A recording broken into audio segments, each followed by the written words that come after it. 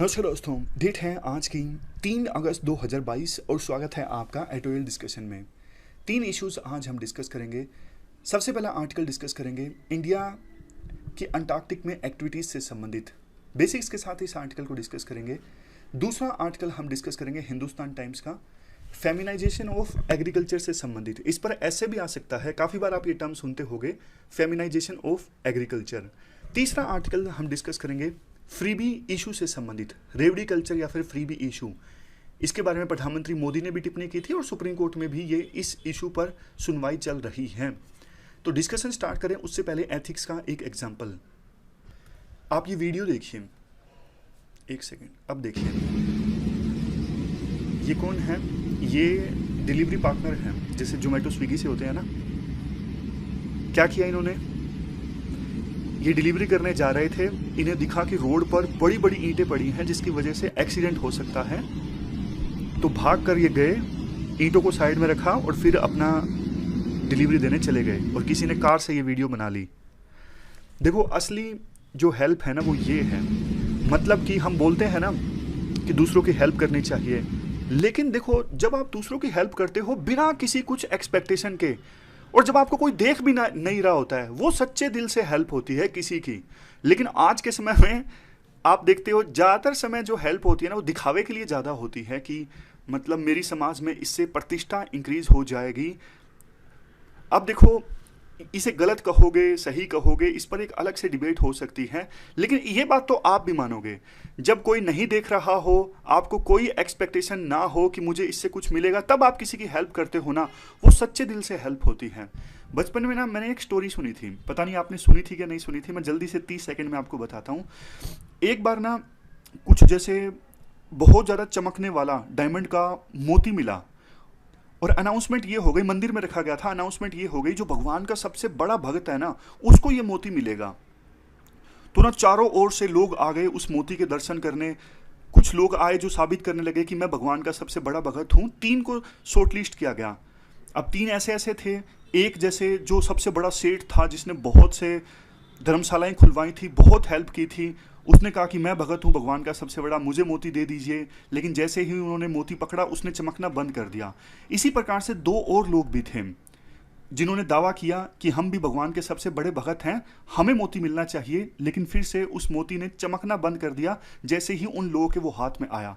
लेकिन जब ये ड्रामा सब चल रहा था ना, तो लाइन में ना एक किसान आया हुआ था जिसने मतलब जो वैसे भगवान के दर्शन करने आया हुआ था, अदरवाइज उसे कोई इस बात का पता भी नहीं था कि हाँ मोती के लिए लोगों की लाइन लगी हुई है देखने के लिए। तो लाइन में जब लगा हुआ था ना, तो एक भिखारी आया, उसने कहा कि मुझे खाने के लिए कुछ चाहिए।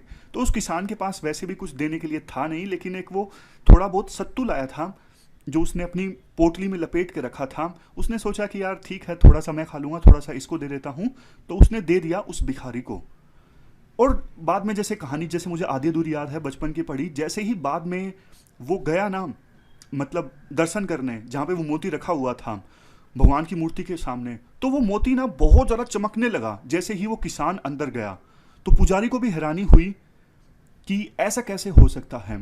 तो बाद में उसने बताया कि मैंने तो कुछ भी नहीं किया, अभी भी ऐसा हुआ था मेरे साथ में। तो एसेंस ये निकलता है कि उस किसान ने हेल्प की थी उस भिखारी की, बदले में कुछ भी एक्सपेक्ट नहीं किया था कि हाँ मुझे ये मिलेगा, मेरा नाम होगा।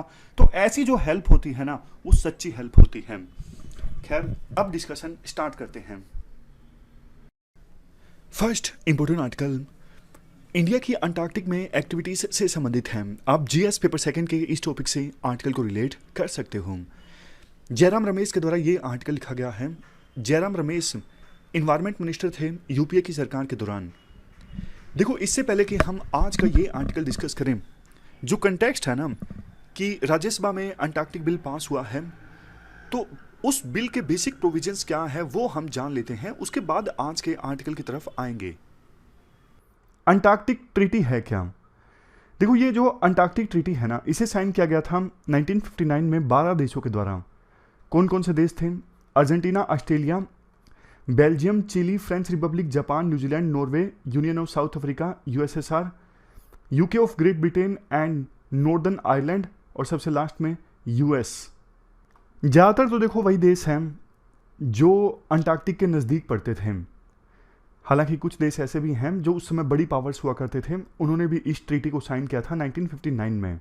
यूएसएसआर थोड़ा सा तो दूर है लेकिन नज़दीक ही है, क्योंकि इसके बाद तो ये देखो यहाँ पे यूएसएसआर ही है। तो ये वो देश हैं जिन्होंने 1959 में अंटार्कटिक ट्रीटी को साइन किया था।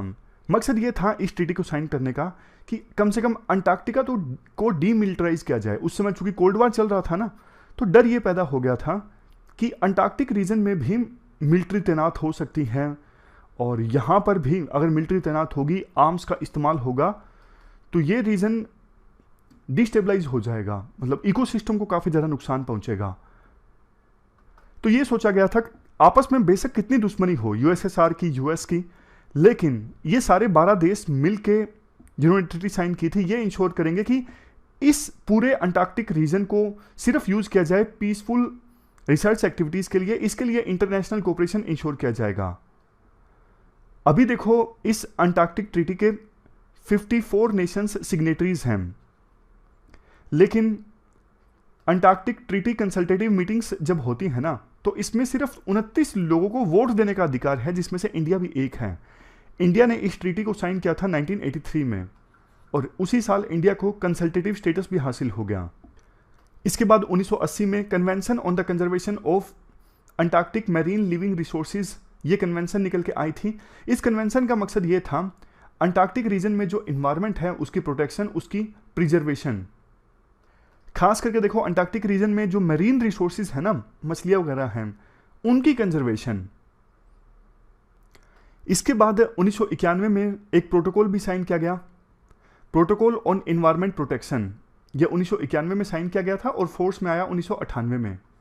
यह प्रोटोकॉल अंटार्कटिका को डेजिनेट करता है as a natural reserve devoted to peace and science, मतलब एक ऐसा रिजर्व जो बिल्कुल नेचुरल है और जो पूरी तरह से समर्पित है पीस और साइंस के लिए।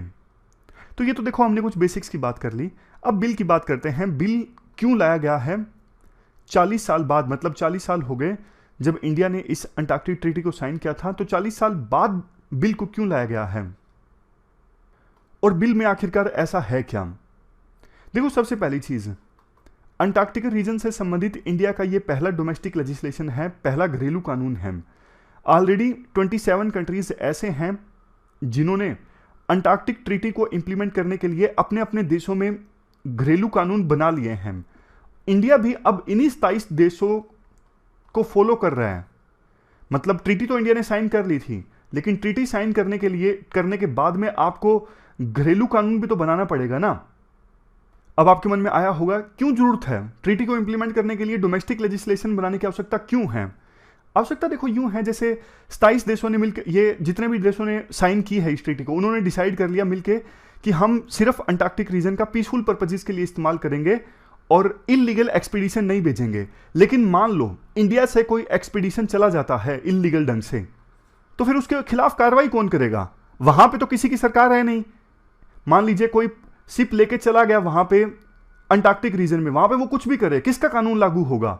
यही इंश्योर करने के लिए तो डोमेस्टिक लेजिस्लेशन बनाया जा रहा है ना, कि इंडिया का कोई नागरिक इंडिया से इलीगल तरीके से शिप वहां पर लेकर चला जाता है तो उस पर इंडिया का कानून लागू होगा। वो ये नहीं बोल सकता कि मैंने क्राइम अंटार्कटिक में जाके किया है इसलिए इंडिया का कानून लागू नहीं हो सकता। इंडिया की सरकार बोलेगी नहीं भैया, अभी अभी जो हमने बिल पास किया है उसके अनुसार आप पर इंडिया का कानून लागू होगा, बेशक आपने अंटार्कटिक रीजन में अपराध किया है, क्योंकि हमने ये बिल पास कर दिया है, ऐसी बोलेगी फिर सरकार। उसी के लिए तो ये कानून आ रहा है। तो कोई आपसे पूछे कि सबसे इंपॉर्टेंट प्रोविजन क्या है इस अंटार्कटिका बिल में, सबसे इंपॉर्टेंट प्रोविजन ये है, अब इंडियन कोर्ट्स की जो ज्यूरिडिक्शन है ना, वो अंटार्कटिका में भी एक्सटेंड होगी, लेकिन सिर्फ इंडियन सिटीजन्स के लिए। ऐसा नहीं कि कोई यूएसए का पर्सन इलीगल एक्टिविटी कर रहा है अंटार्कटिका में, उस पर भी इंडिया के कोर्ट की ज्यूरिडिक्शन लागू होगी, नहीं, ऐसा नहीं। इंडियन सिटीजन्स या फिर वो सिटीजन्स, चाहे बेशक वो फॉरेन के हों, लेकिन वो इंडियन एक्सपीडिशन का पार्ट हों। इंडियन एक्सपीडिशन मतलब इंडिया से कोई जहाज गया है और उस जहाज में फॉरेन सिटीजन्स भी गए हैं और वो जहाज जाके वहां पे अंटार्कटिका में उथल पुथल मचाता है, तो क्योंकि वो एक्सपीडिशन इंडिया से था, इंडिया से गया, तो इसलिए उस एक्सपीडिशन में बेशक अगर फॉरेन सिटीजन्स होंगे ना, तो उन पर भी इंडिया का कानून एप्लीकेबल होगा। इसके बाद नेक्स्ट प्रोविजन, बिल में देखो परमिट सिस्टम के बारे में भी इलाबरेट किया गया है, यानी बताया गया है अगर कोई इंडिविजुअल अंटार्कटिक रीजन में जाना चाहता है तो उसके लिए क्या क्या रेगुलेशंस होंगे, वो सब इस बिल में बताए गए हैं। बोला गया है कि आपको परमिट लेना पड़ेगा, वहां पे जाने से पहले परमिट इशू किया जाएगा एक कमेटी के द्वारा, जो सरकार के द्वारा सेटअप की जाएगी। कमेटी में मिनिस्ट्री ऑफ अर्थ साइंस के सेक्रेटरी होंगे। इसके अलावा defence, ministry of external affair, finance, fisheries, legal affairs, science and technology, shipping, tourism, environment, communication and space, in ministries के भी मेंबर होंगे। इसके साथ साथ national centre for polar and ocean research and national security council secretariat, इनके भी member होंगे। और सबसे लास्ट में अंटार्कटिक रीजन के एक्सपर्ट्स भी होंगे। कहां पर होंगे ये सब? ये सब उस कमेटी में शामिल होंगे जो कमेटी परमिट देगी कि आप अंटार्कटिक में जाके विजिट कर सकते हो। और देखो, अगर कमेटी को किसी भी पल लगता है ना कि हमारी गाइडलाइंस का उल्लंघन हो रहा है तो परमिट को कैंसिल भी किया जा सकता है। वैसे देखो, अभी तक इंडिया इस अंटार्कटिक रीजन में कोई भी कॉमर्शियल फिशिंग तो कैरी आउट नहीं करती थी वहां पर। हालांकि हर एक देश का एलोटेड कोटा है कि आप इतनी फिशिंग कर सकते हो, तो बिल में प्रोविजन किया गया है कि कॉमर्शियल फिशिंग की एक्टिविटी भी कैरी आउट की जा सकती है, लेकिन इंटरनेशनल लॉ के अकॉर्डिंग स्ट्रिक्ट गाइडलाइंस दी गई हैं, उसी के अंतर्गत जो फिशिंग एक्टिविटी है ना वो कैरी आउट की जा सकती है। फिशिंग की तरह इंडिया अभी तक यहां पर कोई टूरिज्म एक्टिविटी भी नहीं कैरी आउट करता था। हालांकि बहुत कम इंडियन टूरिस्ट अंटार्कटिक में जाते तो थे, लेकिन वो फॉरेन टूर ऑपरेटर्स के थ्रू जाते थे। इंडिया में कोई टूर ऑपरेटर के थ्रू वो नहीं जाते थे। अंटार्कटिक रीजन में बहुत सारे टूरिस्ट जाते हैं फॉरेन कंट्रीज से, लेकिन अब बिल में प्रोविजन किया गया है इंडियन टूर ऑपरेटर भी ऑपरेट कर सकते हैं अंटार्कटिक रीजन में। जैसे कॉमर्शियल फिशिंग अलाउ होगी, वैसे ही इंडिया से अंटार्कटिक रीजन में जो टूर एक्टिविटी है वो भी रेगुलेट होगी अच्छे से। स्ट्रिक्ट रेगुलेशंस का पालन उन्हें करना पड़ेगा। इसके बाद ये बताया गया है कि जो भी इंडिया से एक्सपीडिशन यानी शिप वगैरह वहां पे जाएगा, चाहे वो टूरिस्ट जाएं या फिर कॉमर्शियल फिशिंग के लिए जाए, कोई भी जाए, वो किस प्रकार से इन्वायरमेंट को प्रोटेक्ट करेगा, वेस्ट को मैनेज करेगा, वो सब चीजें भी बताई गई हैं बिल में। जैसे ड्रिलिंग नहीं करेगा किसी भी कीमत पे, खुदाई नहीं करेगा, मिनरल रिसोर्सेज को कलेक्ट नहीं करेगा, इवन आइडेंटिफाई करने के लिए भी। साइंटिस्ट के लिए अलग रूल है, साइंटिस्ट के लिए एक्सेप्शन है। मतलब अगर हमारा कोई साइंटिफिक रिसर्च के लिए जाता है इंडिया से वहां पे, तो उन पर ये रूल्स अप्लाई नहीं होंगे। लेकिन ऐसा नहीं कि टूरिस्ट कोई जाए वहां पे जाके खुदाई करने लग जाए, नहीं। जो वहां पे लोकल प्लांट्स हैं उनको नुकसान नहीं पहुंचाएगा, हेलीकॉप्टर को फ्लाई नहीं करेगा, हेलीकॉप्टर को वहां पे लैंड नहीं करवाएगा जिससे लोकल बर्ड्स या फिर जो सील्स हैं वो प्रभावित हों, हथियारों का इस्तेमाल नहीं करेगा जिससे बर्ड्स या फिर एनिमल्स जो हैं वो डिस्टर्ब हों, मिट्टी नहीं रिमूव करेगा। आप समझ गए ना किस प्रकार की चीजें बोली गई हैं।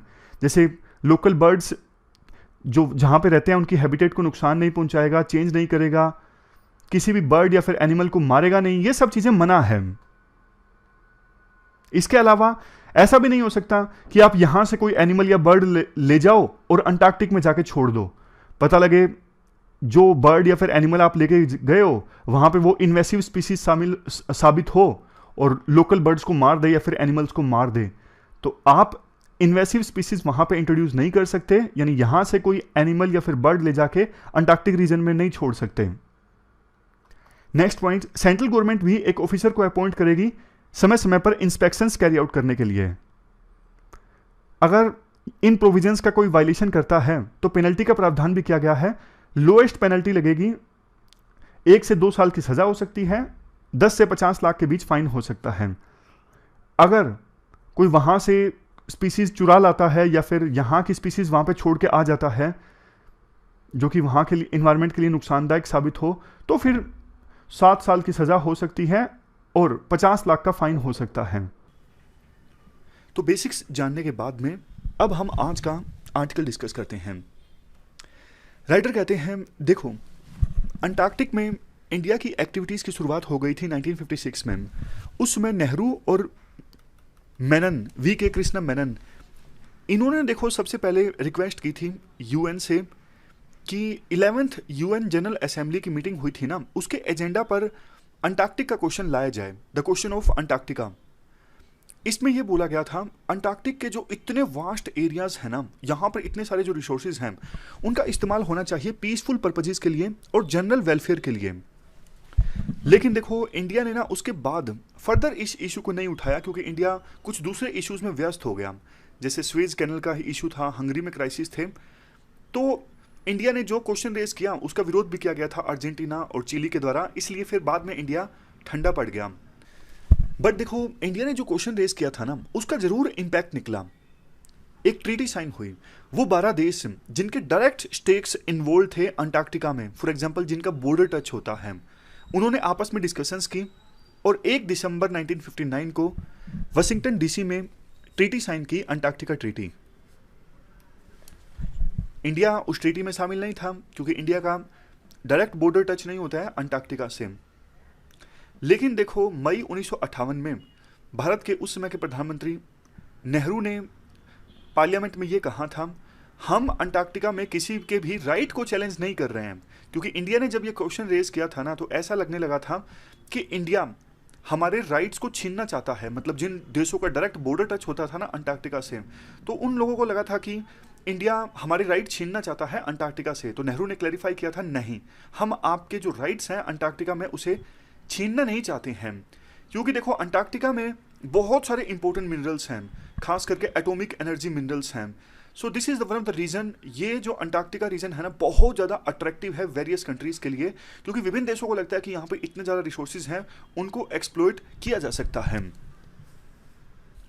तो ट्रीटी साइन होने के बाद फिर से इंडिया ने अंटार्कटिक रीजन पर ध्यान देना छोड़ दिया।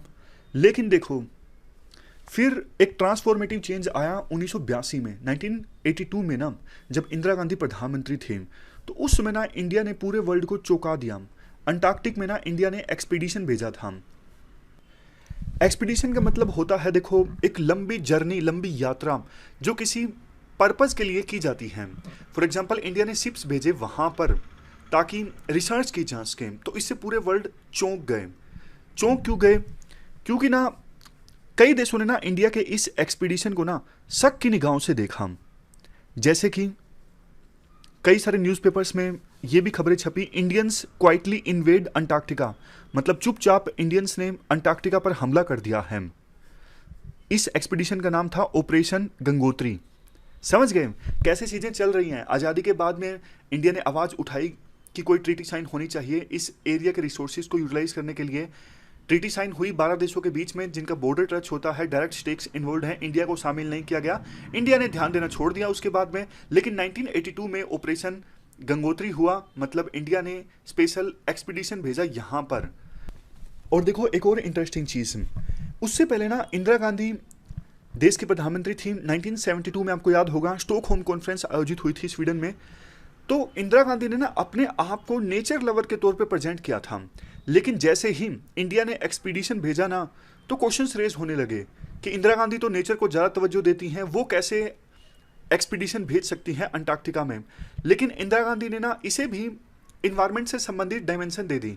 उन्होंने कहा कि हमने जो ये एक्सपीडिशन भेजा है, शिप भेजा है, उसका मकसद ही ये है रिसर्च करना कि कैसे अंटार्कटिका में जो बर्फ़ पिघल रही है या फिर अंटार्कटिका में जो गतिविधियां हो रही हैं उससे इंडियन ओशन पर, मानसून पर कैसे असर पड़ रहा है, आइस बाउंड रीजन्स में लाइफ कैसी है, मरीन बायोडाइवर्सिटी, इन सब के बारे में रिसर्च करना।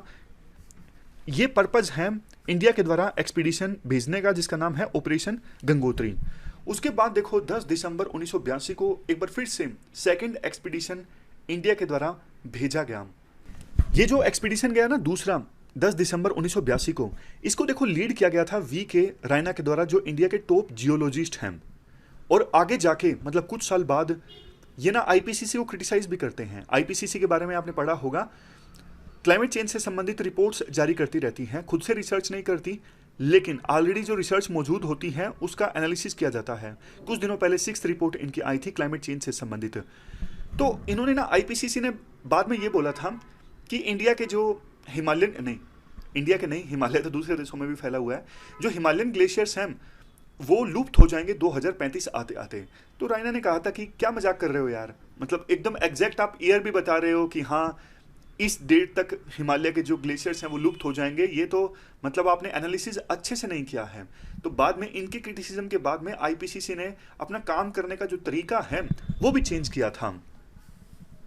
नेक्स्ट पॉइंट, 2 सक्सेसफुल एक्सपीडिशंस भेजने के बाद में इंडिया मेंबर बन गया अंटार्कटिक ट्रीटी का 1983 अगस्त में, और बल्कि चाइना देखो इंडिया के बाद मेंबर बना 1985 में।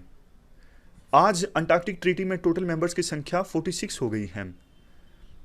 अंटार्कटिक ट्रीटी में कन्वेंशन भी है, convention on marine living resources, और एक प्रोटोकॉल भी है, प्रोटोकॉल ऑन एनवायरनमेंट प्रोटेक्शन से संबंधित।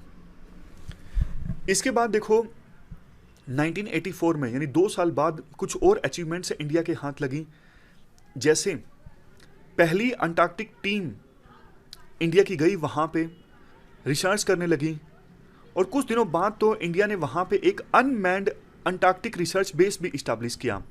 मतलब रिसर्च बेस इस्टेब्लिश कर दिया, वहाँ पे मशीनें लगी रही, लेकिन इंडिया का कोई साइंटिस्ट वहाँ पे मौजूद नहीं था। ये मतलब हुआ अनमैन्ड अंटार्कटिक रिसर्च बेस का। वैसे यहाँ पे देखो अनमैन्ड लिखा जाता है हमेशा, जो कि काफ़ी ज़्यादा गलत है। क्या महिलाएं नहीं जा सकती रिसर्च करने के लिए अंटार्कटिक में? इवन स्पेस मिशंस की बात भी आती है ना, तो यूं बोला जाता है अनमैन्ड मिशन या फिर मैन मिशन। महिलाएं भी तो जा सकती है ना स्पेस में, तो फिर मैन अनमैन्ड क्यों लिखा जाता है? इस बात का आप ख्याल रखिएगा, आंसर्स में भी जेंडर न्यूट्रल टर्म्स का इस्तेमाल कीजिएगा बिल्कुल।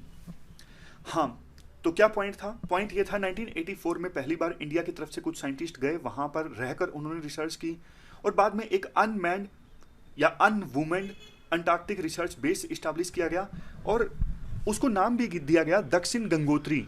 ये सारे नाम हम प्री में याद किया करते थे, याद कीजिए। इंडिया का पहला अंटार्कटिक बेस क्या था? दक्षिण गंगोत्री। आज एक सब्जेक्टिव हमें डायमेंशन मिल गई इन सारे टर्म्स की, अब हम आसानी से याद रख सकते हैं। मतलब देखो, एक तो फैक्ट्स याद रखना कि आर्कटिक में इंडिया का पहला बेस, अंटार्कटिक में इंडिया का पहला बेस, तो इतना रिलेट नहीं कर पाते, लेकिन कोई स्टोरी की फॉर्म में बताए ना कि पहले ये हुआ था, उसके बाद ये हुआ, तो फिर हम भूलते नहीं हैं। खैर, उसके बाद में 2 और मैन मिशन से इस्टेब्लिश हुए या वुमेन मिशन से इस्टेब्लिश हुए अंटार्कटिका में। मैत्री हुआ 1988 में और भारती हुआ 2012 में। उसके बाद तो देखो 40 एक्सपीडिशंस अंटार्कटिक में हो चुकी हैं। अब जाके फाइनली बिल पास हुआ है, जो कि अच्छी चीज है। लेकिन देखो, राइटर कहते हैं एक पोलर रिसर्च वेसल का ना इशू एड्रेस होना चाहिए। अभी भी ना हम ये शिप्स लेते हैं रशिया और नॉर्वे से। चाइना इन शिप्स के मामले में, जो शिप्स यहाँ पे यूज होते हैं ना, उन शिप्स के मामले में हमसे आगे निकल गया है। तो अक्टूबर 2014 में कहा गया था कि इंडिया के पास अपना खुद का रिसर्च शिप होगा, जिसमें आइस को ब्रेक करने की फैसिलिटीज होंगी, क्योंकि वहाँ पे बर्फ जमी होती है ना। तो वेसल में ना, शिप में आइस को ब्रेक करने की फैसिलिटीज उपलब्ध होनी चाहिए, तभी तो शिप आगे बढ़ सकेगा ना। लेकिन अभी तक ना इसे पूरा नहीं किया जा सका है। अभी भी हमारे पास ऐसा खुद का रिसर्च शिप है नहीं जिसमें आइस ब्रेकिंग कैपेसिटीज उपलब्ध हों। तो ये पूरा आर्टिकल हमने डिस्कस किया। चलते हैं आगे। Next article feminization of agriculture से संबंधित है। आप जीएस पेपर 1 के इस टॉपिक से आर्टिकल को रिलेट कर सकते हैं। देखो, सबसे पहले एक क्वेश्चन मैं आपसे पूछूं, फेमिनाइजेशन ऑफ एग्रीकल्चर का क्या मतलब है? मतलब अगर इस इशू पर क्वेश्चन आ गया तो इंट्रोडक्शन में डेफिनेशन तो आपको लिखनी पड़ेगी ना। क्या लिखोगे? इसका सिंपल मतलब देखो ये है, एग्रीकल्चर लेबर फोर्स में महिलाओं की संख्या का इंक्रीज होना। मतलब एग्रीकल्चर में जो वर्कर काम करते हैं ना, उनमें महिलाओं की संख्या का इंक्रीज होना। ऐसा क्यों हो रहा है? पहले आप थोड़ा डेटा जान लीजिए। 2011 के सेंसस के अनुसार 33.7% रूरल मेल जो हैं माइग्रेट करते हैं शहरों में एम्प्लॉयमेंट की अपॉर्चुनिटीज़ में। तो देखो, रूरल मैन का जो माइग्रेशन हो जाता है ना गांव से, तो बाद में गांव में क्या रह जाता है? खेत। अब उस खेत में खेती करने के लिए कोई तो चाहिए। मैन तो माइग्रेट हो चुके हैं, तो फिर वो थोड़ी बहुत जो ज़मीन होती है ना खेती करने वाली, उस पर फिर खेती की जाती है। किसके द्वारा? महिलाओं के द्वारा। ये एक रीज़न है जिसकी वजह से फेमिनाइजेशन ऑफ एग्रीकल्चर हो रहा है, क्योंकि मैन माइग्रेट कर जाते हैं शहरों में काम करने के लिए, बेटर रोजगार के अवसर तराशने के लिए। घर में रह जाती हैं गांव में महिलाएं, जिनको बाद में खेती भी करनी पड़ती हैं। ये है काजीज। अब एक एक करके डिस्कस करें। Number 1, gender division of work. देखो, अब आमतौर पर पैट्रियार्कल समाज में धारणा ये है ना कि मेन जो ब्रेड विनर हैं वो मैन हैं, है ना। तो इसका रिजल्ट ये निकलता है महिलाएं जो हैं वो लो पेड इरेगुलर वर्क एक्सेप्ट करने के लिए तैयार होती हैं, क्योंकि उन्हें लगता है कि कुछ भी काम मिल जाए, मेन तो कमाने वाला मैन ही है। और एम्प्लॉयर हायर भी ज़्यादा महिलाओं को करते हैं लो पेड इरेगुलर वर्क में, क्योंकि उनको जल्दी से हटाया जा सकता है, ज़्यादा मान जाती हैं वो बात, मतलब ज़्यादा विरोध नहीं करती, हार्ड वर्किंग होती हैं। तो कई प्रकार की जो जॉब्स हैं उनके साथ तो मतलब ऐसा स्टीरियोटाइपिंग कर दी गई है, ये महिलाओं वाली जॉब है। जैसे देखो नर्स है, टीचर्स की जॉब है, जो केयरिंग वाली जॉब है ना, उन्हें कह दिया जाता है pink collar jobs. Next reason है सोशल मोबिलिटी एंड माइग्रेशन, जो अभी हमने डिस्कस किया कि मैन को मेन ब्रेड विनर माना जाता है, इसलिए वो माइग्रेट करते हैं शहरों में ज़्यादा अच्छा रोजगार पाने के लिए। संभावना कम है कि महिलाएं माइग्रेट करेंगी और पुरुष घर में रहेंगे। आप बताइए, आज भी रूरल एरियाज में क्या इतनी पैट्रियार्की चली गई है कि मैन घर में ही रहेंगे, बच्चे संभालेंगे और महिलाएं बाहर जाके काम करेंगी शहरों में? ये पॉसिबल नहीं है अभी भी। नेक्स्ट रीजन है पुवर्टी। अब क्योंकि देखो मैन बाहर चले भी गए शहरों में काम करने के लिए, उतनी इनकम नहीं होती, गरीबी ज़्यादा है, तो महिलाओं को मजबूरी में काम करना ही पड़ता है इनकम सपोर्ट प्रोवाइड करने के लिए। लेकिन अब दिक्कत ये आ जाती है, अब महिलाएं जैसे मान लीजिए उन्होंने घर में खेती का भी काम किया या फिर दूसरों के खेत में जाके काम किया इनकम को सप्लीमेंट करने के लिए, लेकिन उनके ऊपर चाइल्ड केयर की और घर की जो डोमेस्टिक रिस्पॉन्सिबिलिटीज हैं वो भी तो है ना, मतलब वो वर्क ओवरलोड हो जाता है महिलाओं पर। जैसे हस्बैंड चले गए बाहर शहर में काम करने के लिए, लेकिन घर के सारे काम, बिजली के बिल भरने से संबंधित छोटा मोटा घर के इतने सारे काम होते हैं, बच्चों की देखभाल, और ऊपर से दूसरों के खेत में जाके काम भी करना या फिर खुद के खेत में जाके काम करना, तो बहुत ही ज़्यादा वर्कलोड आ जाता है महिलाओं के ऊपर। इससे उनकी जो मेंटल हेल्थ है ना वो खराब होने लगती है, जो अगली स्लाइड पर पॉइंट भी है, ये देखिए, यहाँ पे देखिए, मेंटल हेल्थ इश्यूज महिलाएं फेस करने लगती हैं, क्योंकि देखो हस्बैंड बाहर चले गए, कोई साथी नहीं है जिसके साथ आप ज़िंदगी व्यतीत कर सको, सुख दुख शेयर कर सको, काम इतना ज़्यादा बढ़ गया है, और समाज के ताने भी सुनने पड़ते हैं। समाज के ताने मतलब आप इस स्लाइड पर पॉइंट देखिए, सोशियो कल्चरल आइसोलेशन। अब देखो धारणा ये होती है कि महिलाओं को काम नहीं करना चाहिए, घर के अंदर रहना चाहिए। एक्सट्रीम जो पैट्रियार्की जहाँ पे होती है ना, वहाँ पे इसी प्रकार की बिलीव्स होती हैं। आपको याद होगा मैंने एक पर्सनल इंसिडेंस आपके साथ शेयर किया था। मेघालय में शिलोंग से गुवाहाटी में जा रहा था कैब में, कैब वाले भैया की बात मैंने आपको बताई थी कि वो अपनी सिचुएशन के बारे में बता रहे थे कि कोविड आ गया तो काम बिल्कुल नहीं था, बहुत मुश्किल से समय निकाला। तो मैंने बातों बातों में यूँ पूछ लिया कि आपकी वाइफ भी काम करती हैं? तो उनकी जो आवाज़ है एकदम से सख्त हो गई कि नहीं, क्या कुछ भी हो जाए घर की महिलाएं बाहर काम नहीं करेंगी। वो बता रहे थे कि मेरी वाइफ एजुकेटेड है, चाहे तो ट्यूशन पढ़ा सकती है, लेकिन हमारी इतनी जनरेशन्स में कभी भी घर की जो महिलाएं हैं उन्होंने बाहर जाके काम नहीं किया। तो ये जो सोच है ना, उसकी वजह से होता क्या है, जब बाहर जाके महिलाएं काम करती हैं ना, तो उनको गलत, आप कह सकते हो स्टिग्मा उनके साथ अटैच किया जाता है कि ये महिला जो है वो सही नहीं है, घर से बाहर निकल के काम कर रही है।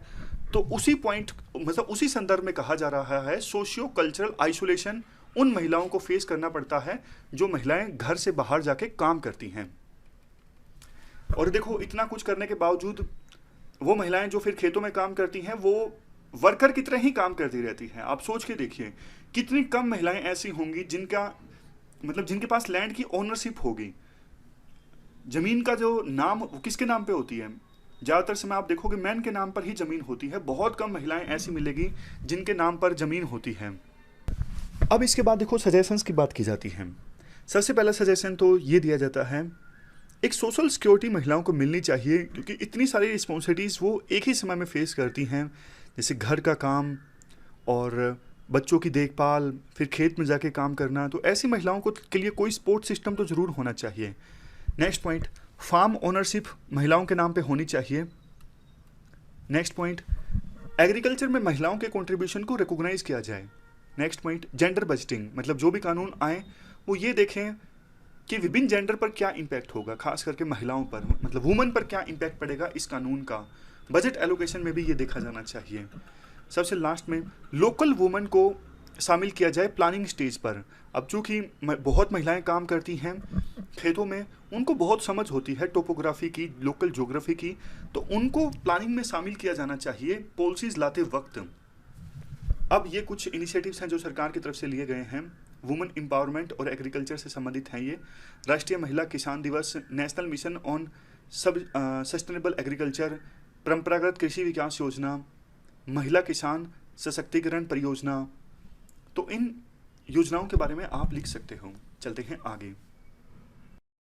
इसके बाद नेक्स्ट आर्टिकल फ्रीबी कल्चर से संबंधित है। आप जीएस पेपर 3 में इंडियन इकोनॉमी और जीएस पेपर 2 में पॉलिटी से भी आर्टिकल को रिलेट कर सकते हो। कंटेक्स्ट क्या है? देखो, प्रधानमंत्री मोदी जब बुंदेलखंड एक्सप्रेसवे का उद्घाटन करने गए थे ना, तो उन्होंने बोला था कि जो ये रेवड़ी कल्चर है, रेवड़ी कल्चर मतलब फ्री में चीज़ें बांटी जाती हैं। जैसे अगर हम इलेक्शन जीत गए तो हम मिक्सर ग्राइंडर देंगे, सोने की चैन देंगे, फ्री इलेक्ट्रिसिटी देंगे। इससे देश की डेवलपमेंट को नुकसान पहुंच रहा है। इसके अलावा चीफ जस्टिस ऑफ इंडिया ने भी इस पर कमेंट किया। एक पिटीशन फाइल की गई थी सुप्रीम कोर्ट में कि देश की फाइनेंशियल सिचुएशन बहुत ख़राब हो जाएगी अगर ऐसा ही चलता रहा। इससे इलेक्शन प्रोसेस भी प्रभावित होती है जब इलेक्शन से पहले इस प्रकार के बड़े बड़े वादे किए जाते हैं। तो चीफ जस्टिस ऑफ इंडिया वाली बेंच ने सेंट्रल गवर्नमेंट को एक नोटिस जारी किया था कि आप इस पर स्टैंड लीजिए, क्योंकि इससे इलेक्टोरल प्रोसेस जो है वो डिसरप्ट होती है। हम इस पर सुनवाई करेगी सुप्रीम कोर्ट इस पर। देखो, आज का जो आर्टिकल है ना, उसमें ये बोला जाता है कि फ्री का क्या मतलब है। मतलब संविधान में सरकार को कुछ इंस्ट्रक्शंस दी गई हैं डीपीएसपी में कि आपको जनता के लिए ये करना है। फॉर एग्जांपल, इनइक्वालिटीज़ को कम करना है, वेलफेयर की दिशा में काम करना है। तो उस दिशा में जब सरकार काम करती है, जैसे नेशनल फूड सिक्योरिटी एक्ट है, मिड डे मील है, क्या इसको फ्री बोला जा सकता है? नहीं बोला जा सकता। और आप एग्जाम्पल लीजिए, मनरेगा है, मनरेगा में इतने दिनों का रोजगार सरकार देती है, तो क्या इसे फ्री बोला जा सकता है? नहीं बोला जा सकता। तो फ्री की डेफिनेशन है क्या? देखो, जब कोविड-19 की महामारी आई तो सरकार ने खुद एक स्कीम लॉन्च की, प्रधानमंत्री गरीब कल्याण योजना। उसके तहत फ्री राशन दिया गया था। न जाने करोड़ों लोगों को घरों का चूल्हा जला उस स्कीम की वजह से। तो क्या इसे फ्री बोलेंगे? नहीं बोल सकते। और दूसरी तरफ सरकार ने इतने सारे कॉर्पोरेट ग्रुप्स के लोन माफ कर दिए, तो क्या उसे फ्री नहीं बोलेंगे? मतलब एकदम से लोन माफ कर दिए, कॉर्पोरेट टैक्स कम कर दिया, पहले 30% हुआ करता था, मान लीजिए 25% कर दिया, तो उनको कितनी राहत मिली, उन्हें फ्री में फ़ायदा हुआ। वैसे ये इकोनॉमिक पॉलिसी का पार्ट है। क्या इसे फ्री बोलेंगे? मतलब फ्री भी इसकी डेफिनेशन डिफाइन होनी चाहिए। अब देखो, हम ना प्रोज एंड कॉन्स डिस्कस कर लेते हैं फ्रीबी कल्चर के। अब कॉन्स तो आपको पता है, श्रीलंका में, पाकिस्तान में क्या कुछ हो रहा है, फ्रीबीज का ही कहीं ना कहीं नतीजा है। खैर, सिस्टमेटिक ढंग से प्रोज एंड कॉन्स डिस्कस कर लेते हैं फ्रीबी कल्चर के। तो उसके बाद फ्रीबीज के पक्ष में आर्गुमेंट्स दिए जाते हैं कि वैसे भी देखो, संविधान ने ओब्लिगेशन रखी है स्टेट के ऊपर कि वो प्रोएक्टिव मेजर लेंगे वेलफेयर स्टेट इस्टेब्लिश करने के लिए।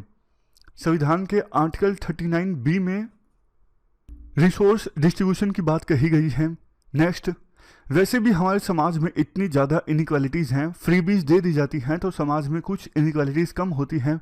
नेक्स्ट, देखो, मार्जिनलाइज सेक्शन के जो लोग हैं ना, बहुत सारा सेक्रीफाइस करते हैं, लैंड दे देते हैं सिटीज़, रोड्स, फैक्ट्रीज और डैम डेवलप करने के लिए, लेकिन बदले में उन्हें कुछ नहीं मिलता। मतलब डेवलपमेंट का जो लाभ है ना, उन्हें मिल नहीं पाता।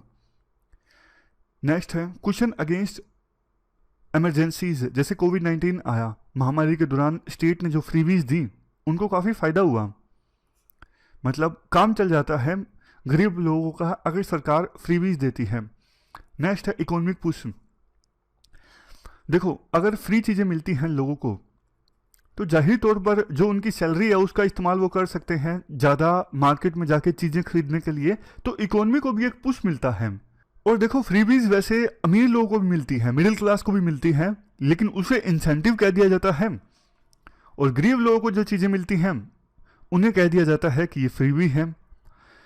और सोशल स्टेबिलिटी के लिए भी फ्रीबीज ज़रूरी हैं। अगर देखो, जो गरीब लोग हैं, मार्जिनलाइज सेक्शंस के लोग हैं, अगर वो बहुत गरीब हो जाएंगे, उन्हें कुछ नहीं मिलेगा तो वो नाराज हो जाएंगे, क्राइम बढ़ जाएंगे, इंस्टेबिलिटी आ जाएगी समाज में।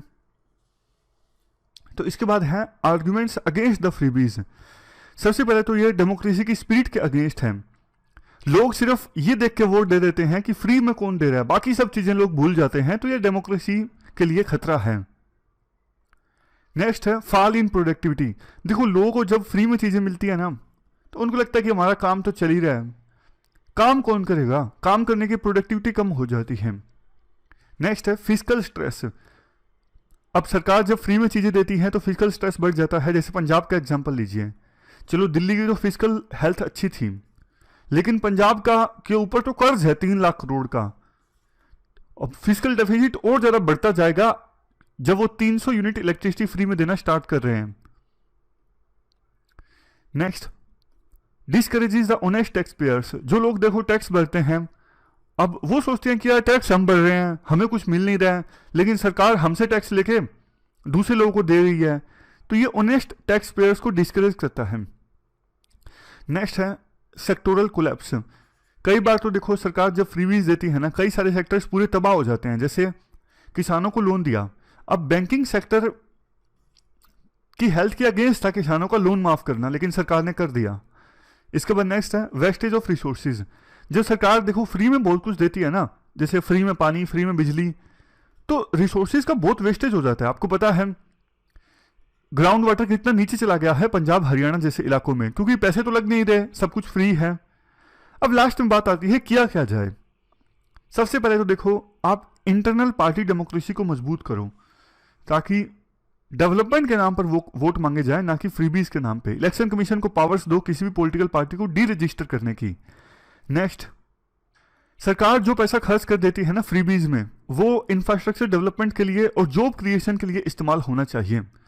नेक्स्ट, पब्लिक एक्सपेंडिचर को आप इंप्रूव करो, आउटकम पे फोकस करो, ना कि आउटले पे। ऐसा नहीं कि टॉयलेट बना दिए तो बस बना दिए, आपको ये भी इंश्योर करना जरूरी है कि टॉयलेट फंक्शनल है, और ये भी तय करो कि लोग खुले में शौच इत्यादि के लिए जाते थे वो नहीं जा रहे हैं। मतलब आप आउटकम पे फोकस करो, जिस चीज के लिए आपने पैसा खर्च किया वो ऑब्जेक्टिव आपने अचीव किया है कि नहीं किया है।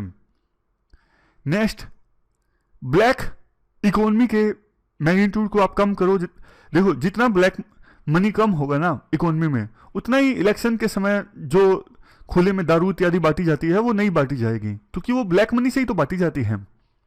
सबसे लास्ट में एटीट्यूड में भी चेंज लाने की आवश्यकता है लोगों में, ताकि लोग जो है वो फ्री चीजों से अट्रैक्ट ना हों।